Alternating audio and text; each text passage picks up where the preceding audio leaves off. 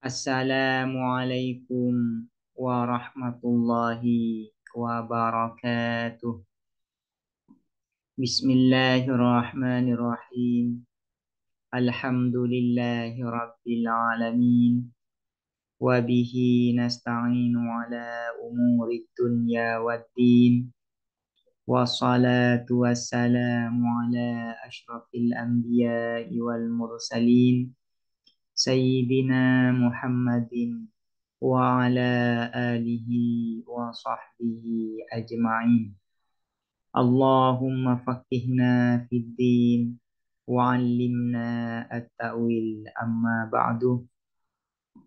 Qala an-nazimu wasyarihu rahimahumallahu ta'ala wa nafa'ana bihima wa bi'ulumihima wa amaddana bi asrarihima wa bikum fid dharaini amin. Bismillahirrahmanirrahim. Mari kita melanjutkan mengaji kitab Idhahul Mubham, syarah atas kitab As-Sulam Al-Munawwarah. Summa qala, kemudian berkata siapa Nazim, anwa'ul ilmil hadisi, macam-macam ilmu yang baru. Yang dimaksud dengan al-ilmul hadis adalah ilmu selain ilmu Allah Subhanahu wa ta'ala. Lawan dari al-ilmul hadis adalah al-ilmul qadim, yaitu ilmunya Allah Subhanahu wa ta'ala. Ilmu Allah Subhanahu wa ta'ala disebut dengan al-ilmul qadim. Idraku mufradin tasawuran mulim wadarku nisbatin bitasdikin wusim. Idraku mufradin, adapun mengetahui makna mufrad, makna tunggal, tasawuran pada tasawur, ulima, ialah diketahui apa idraku mufrad. Wadarku nisbatin, di sini mengasumsikan ada lafadz yang dibuang, yaitu wuku. Asalnya wadarku wuku nisbatin, dan mengetahui terjadinya nisbah, hubungan, bitasdikin dengan tasdik. Tasdik ini artinya pembenaran. Usima, ialah diketahui apa darku nisbatin. Sebelum melanjutkan pada bait berikutnya, saya akan sedikit menjelaskan terkait lafadz mufrad. Apa yang dimaksud dengan lafadz mufrad di sini? Kata mufrad. Kata mufrad penggunaannya ini banyak. Terkadang mufrad itu digunakan sebagai lawan dari tasniyah dan jamak. Terkadang juga mufrad itu digunakan sebagai lawan dari murakkab, yaitu kata yang tersusun. Sebagian lagi mufrad ini digunakan sebagai lawan dari jumlah. Nah, sebagian lagi, yaitu yang ada di bab ini, mufrad ini digunakan sebagai lawan dari wuku nisbah. Wuku nisbah ini terjadinya nisbah, terjadinya hubungan antara maudhu dan mahmul. Nah, terjadinya hubungan antara maudhu dan mahmul ini kemudian disebut dengan hukum. Jadi wuku nisbatin ini artinya hukum. Nah, yang dimaksud mufrad di sini ya, di sini di bab ini adalah mufrad yang lawannya itu adalah hukum. Yang lawannya itu adalah hukum. Nah, mufrad di sini yaitu mengetahui makna tunggal. Yang dimaksud tunggal di sini adalah pengetahuan terhadap sesuatu yang tanpa disertai dengan penghukuman. Jadi pengetahuan yang tanpa disertai dengan penghukuman itu disebut dengan idraku mufrad. Nah, yang kemudian idroku mufrad ini disebut dengan tasawur, disebut dengan penggambaran saja. Jadi pengetahuan yang sifatnya hanya penggambaran ya, terhadap sesuatu tanpa disertai dengan penghukuman, maka itu disebut dengan idroku mufrad. Sementara pengetahuan yang disertai dengan hukum, ya, hukum itu disebut dengan idraku nisbah, yaitu mengetahui sesuatu yang disertai dengan penghukuman. Pengetahuan terhadap sesuatu yang disertai dengan penghukuman ini kemudian disebut dengan tasdik, disebut dengan tasdik. Jadi yang dinamakan tasdik itu adalah pengetahuan terhadap sesuatu yang disertai dengan penghukuman. Jadi di dalam tasdik ini ada pengetahuan terhadap sesuatu, nah sekaligus plus ya ditambah penghukuman. Nah kemudian ini disebut dengan tasdik. Nah di dalam tasawur, nah pengetahuan terhadap sesuatu ya pengetahuan terhadap sesuatu namun tanpa disertai dengan penghukuman. Jadi yang menentukan apakah pengetahuan itu mufrad atau tidak yaitu penghukuman ini. Kalau tanpa disertai dengan penghukuman disebut dengan idraku mufrad yang diistilahkan nanti dengan tasawur. Nah, yang disertai dengan penghukuman yaitu idroku nisbah yang kemudian diistilahkan dengan tasdik. Jadi karena banyak penggunaan dari istilah mufrad ini maka saya jelaskan terlebih dahulu biar teman-teman tidak bingung apa yang dimaksud dengan kata mufrad di dalam bait ini. Waqaddimil awwala indal waqi li'annahu muqaddamun bit-taba'i. Waqaddimil awwala dan mendahulukanlah kamu al-awwalah pada yang pertama. Apa yang awal? Yaitu tasawur. Indal waqi ketika meletakkan.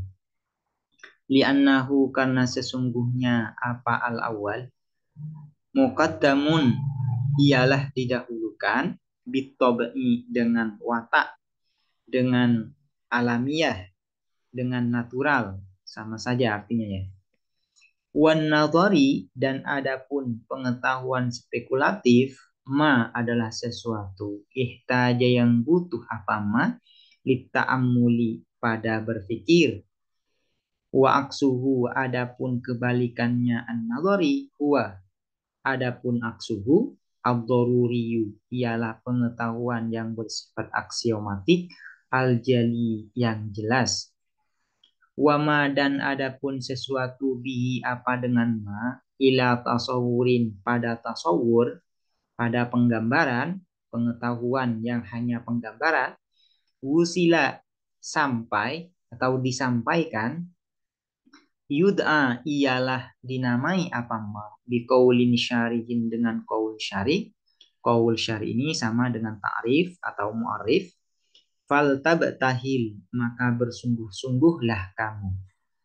Wama dan adapun sesuatu litasdikin pada tasdik pengetahuan yang bersifat tasdik bihi apa dengan ma tu sila disampaikan bihujjatin dengan hujjah yu'rafu ialah diketahui apa ma indal uqala menurut orang-orang yang berakal.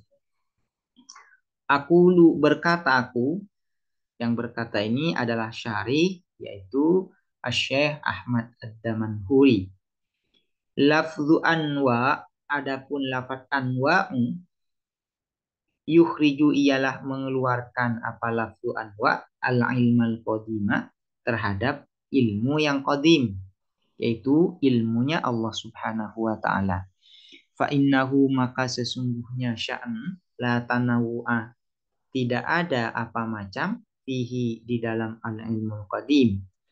Fa'ityanuhu maka adapun mendatangkannya Nabi. Fa'ityanuhu maka adapun mendatangkannya Nabi. Bil hadisi dengan lafaz al hadis. Di dalam judul ini kan ada al hadis. Selain menyebutkan anwa juga menyebutkan al hadis.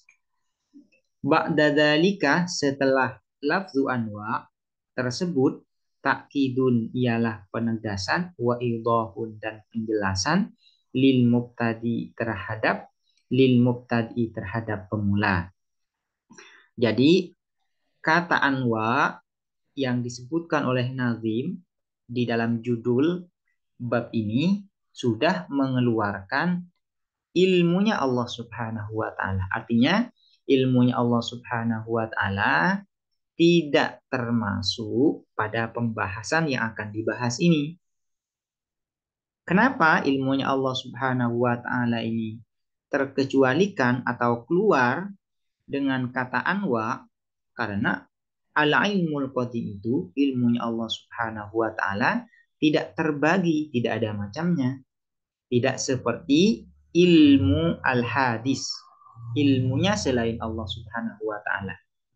Maka ketika kemudian Nazim mendatangkan kata al-hadis, lafaz al-hadis di dalam judul, itu sebenarnya takkid, hanya penegasan dan penjelasan kepada para pemula.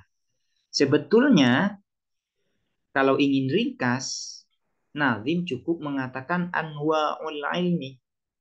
Karena dengan kata-kata anwa, ilmunya Allah yang berupa al-ilmul qadim itu sudah terkeluar dari pembahasan ini. Dari pembahasan yang akan dibahas oleh Nazim. Wal ilmu dan adapun lafaz al-ilmu di dalam judul itu kan ada kata-kata al-ilmu, anwa'ul ilmi. Apa yang disebut dengan ilmu? Ma'rifatul ma'lum, yang disebut dengan ilmu itu adalah mengetahui sesuatu yang diketahui. Yang dimaksud dengan al-ma'lum ini adalah asyai'ul ladzi yattasifu bil ilmi. Gampangnya, al-ma'lum ini adalah sesuatu yang diketahui. Kalau sesuatu itu belum diketahui, maka tidak disebut dengan al-ma'lum. Sesuatu baru disebut diketahui, baru disebut dengan al-ma'lum kalau sudah diketahui oleh kita. Misalnya kita belum mengetahui apa itu TV, belum pernah melihat, belum tahu fungsinya, maka TV ini belum bisa kita sebut sebagai al-ma'lum bagi kita, sesuatu yang diketahui oleh kita. Baru kalau kita sudah mengetahui apa itu TV, pernah melihat, mengetahui fungsinya, baru TV ini disebut dengan al-ma'lum. Kalau sudah TV ini sudah disebut al-ma'lum, sudah kita ketahui, maka pengetahuan kita terhadap al-ma'lum ini itu yang disebut dengan ilmu. Jadi ilmu itu adalah ma'rifatul ma'lum, mengetahui sesuatu yang diketahui.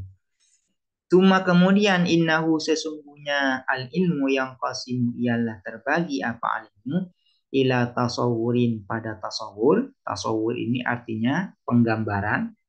Wa ila tasdiqin dan pada tasdik. Tasdik ini artinya pembenaran. Wa kullun dan adapun masing-masing minhuma dari keduanya tasawur dan tasdik ila doruriin ialah pada doruri, artinya terbagi pada doruri. Doruri ini bersifat aksiomatik. Wa ila nadhoriyin dan pada nadhori. Nadhori ini bersifat spekulatif. Fal aksamu maka adapun bagian-bagian ilmu arbaatun ialah 4. Secara terperinci ilmu itu terbagi pada 4 bagian. Pertama disebut dengan tasawur doruri, yang kedua disebut dengan tasawur nadhori, yang ketiga disebut dengan tasdik doruri, yang keempat disebut dengan tasdik nadhori.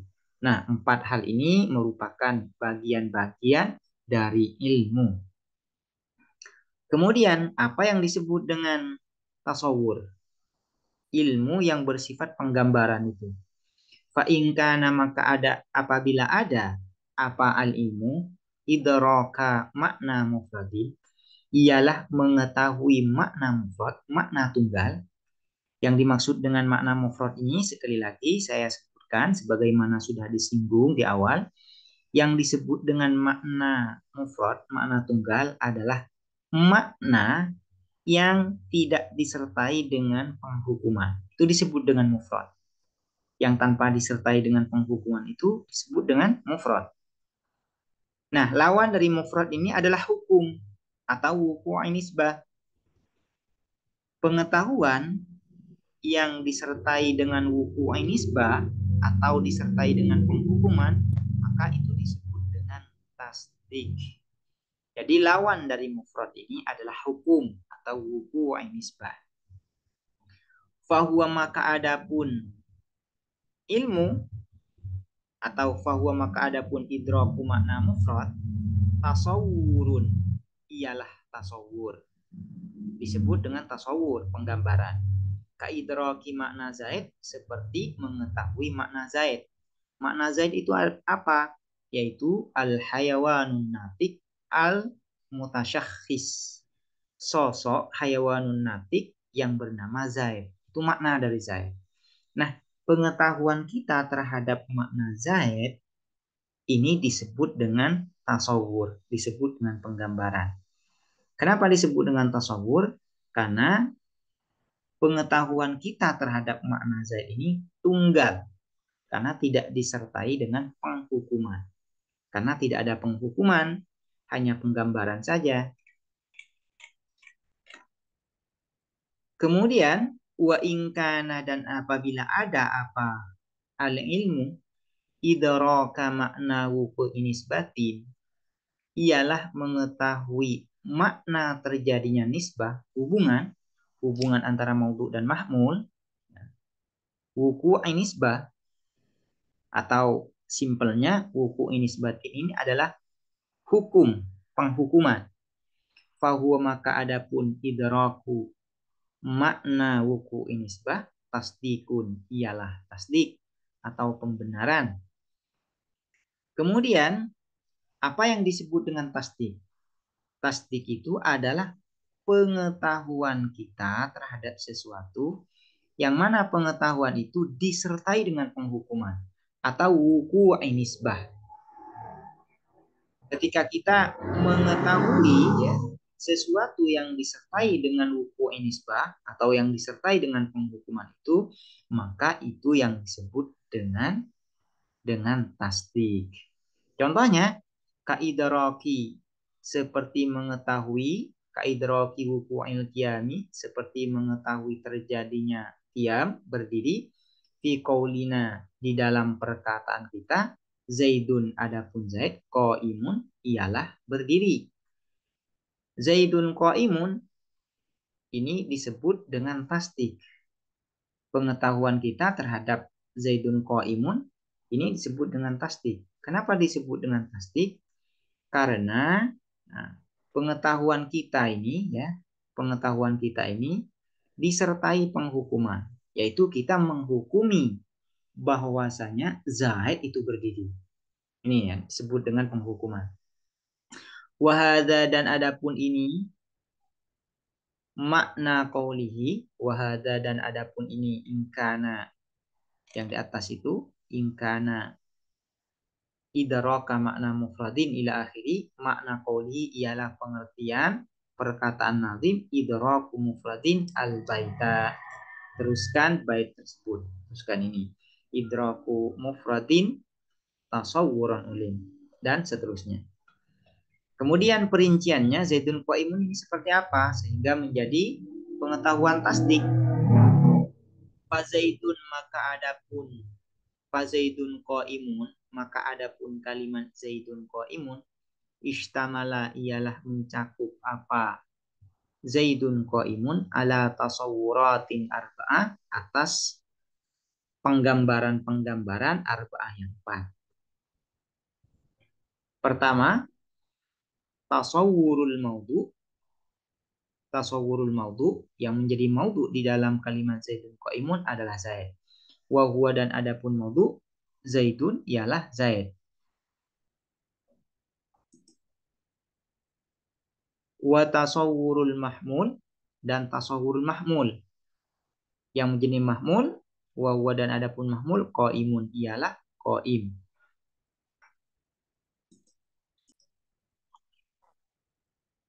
Yang ketiga, wa tasawwurun nisbatil hukmiyati bainahuma, yaitu penggambaran hubungan yang bersifat penghukuman bainahuma di antara keduanya maudu dan mahmul atau di antara keduanya zaid dan qaim. Wa huwa dan adapun tasawwurun nisbah al-hukmiyah ta'alluqul mahmuli ialah berkaitannya mahmul qaim bil maudu'i dengan maudu zaid. Yang keempat, penggambaran yang keempat, wa tasawwuru ku'iha dan menggambarkan terjadinya nisbah al-hukmiyah. Jadi di dalam kalimat zaitun qaimun ada 4 tasawwur. Pertama yaitu tasawwuru makna zaid. Yang kedua tasawwur makna qaim. Kemudian tasawwurun nisbah hubungan, menggambarkan hubungan antara zaid dan qaim, antara qaim dan zaid. Kemudian yang keempat adalah tasawwuru ku'iha, yaitu menggambarkan bahwasanya hubungan antara qaim dan zaid ini terjadi. Memang terjadi fil kharij, di alam luar.